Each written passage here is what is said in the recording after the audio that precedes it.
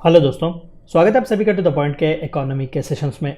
हमने पिछले चंद चैप्टर्स में टैक्सेशन के बारे में देखा हुआ था, फिजिकल पॉलिसी के बारे में हुआ था, उसी देखा हुआ था और उसी के कंटिन्यूएशन में आज हम बजट और टाइप्स ऑफ बजट्स के बारे में देखेंगे। तो आइए आज का चैप्टर शुरू करते हैं। तो सबसे पहली चीज़ यूनियन बजट के बारे में देखते हैं। देखिए, पूरे कॉन्स्टिट्यूशन में कहीं पर भी the word budget has not been used, it is actually annual financial statements. Article 112 के तहत इंडियन कॉन्स्टिट्यूशन में यह कहा जाता है कि हर साल एनुअल फाइनेंशियल स्टेटमेंट्स प्रोड्यूस किए जाने चाहिए पार्लियामेंट के आगे, which will deal with revenue and expenditure, expected revenue and expenditure of government of India. The budget is an extensive account of government finances in which revenues from all the sources and expenses of all the activities are undertaken are aggregated. जितना भी खर्चा भारत सरकार उठाने जाएगी, जो expect वो कर रहे हैं, और जितना भी रेवेन्यू भारत सरकार को मिलेगा जो एक्सपेक्ट किया जा रहा है, उन सभी को अग्रीगेट करके जो प्रोवाइड किया जाता है, that is what is budget. Union budget is an expression of physical policy of the government. जैसे कि हमने पिछले ही चैप्टर में बात किया कि बजट ही रिप्रेजेंट करता है कि कितना खर्चा हो रहा है या फिर सरकार करने के लिए राजी है, किस किस आइटम्स पर, किस किस डिपार्टमेंट्स पर, किस किस स्कीम्स पर ज़्यादातर पैसा लगाया जाएगा और कहाँ पर कटौती होगी, ये सभी हमें बजट में ही देखने को मिलते हैं।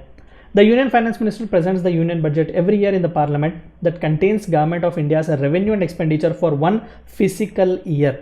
तो जैसे कि आप सभी जानते हैं कि 1 January to 31 December is our year, random जो ईयर है, लेकिन फिजिकल ईयर जहां पर भारत सरकार डिस्कस करती है, डील करती है, खर्चे क्या होंगे, रेवेन्यूज क्या होंगे, that is from 1 April to 31 of March. जो पिछले स्लाइड में आपने पिक्चर देखी हुई थी, निर्मला सीतारमण जी दरअसल बजट प्रेजेंट कर रही थी पार्लियामेंट को।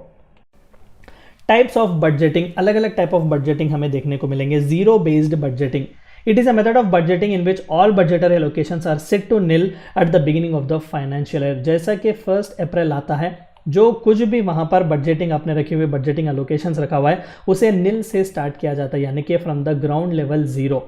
ये किस लिए किया जाता है? ताकि ट्रैक रखा जाए, अकाउंटेबिलिटी सही तौर पर आए कि with in one physical year कितना खर्चा हुआ है, कितना रेवेन्यू आया हुआ है। पकड़बंदी के साथ हमें पूरी तरीके से एक फाइनेंशियल आइटम के बारे में, फाइनेंशियल एंट्रीज के बारे में हमें एक आइडिया मिल जाए। This is the reason why they do this. तो हमें सही तौर पर पता चलेगा कि रियल ग्रोथ कितना हो रहा है।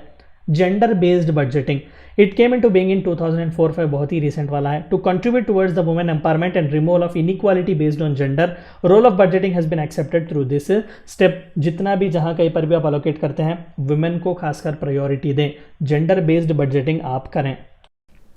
और तीसरा सबसे इंपॉर्टेंट है outcome based budget. An outcome budget measures the development outcomes of all the government programs. For instance, it will tell a citizen if money has been allocated for building a primary health center, has it indeed come up? In other words, it is a means to develop a linkage between the money spent by government and the result which follows। यानी कि महज अगर 100 करोड़ रुपए, मैं आपको example दे रहा हूँ, अगर 100 करोड़ रुपए प्रधानमंत्री आयुष योजना के तहत भारत सरकार खर्च करती है, तो सिटीजन्स के आगे हमें रिपोर्ट कार्ड भी रखना है कि ये 100 करोड़ रुपए से कितने लोगों, कितने सिटीजन्स या फिर कितने जो पेशेंट्स हैं उनका ट्रीटमेंट किया हुआ था। तो आउटकम कितना है, आप इनपुट जो दे रहे हैं 100 करोड़ का, तो उससे आउटकम कितना हुआ है। तो this is also called as outcome budgeting. तो ये 3 टाइप ऑफ बजटिंग्स बहुत ही इंपॉर्टेंट है। तो ये थी चंद बातें आपको जाननी थी budgets and type of budgeting के बारे में। Thank you for watching my video.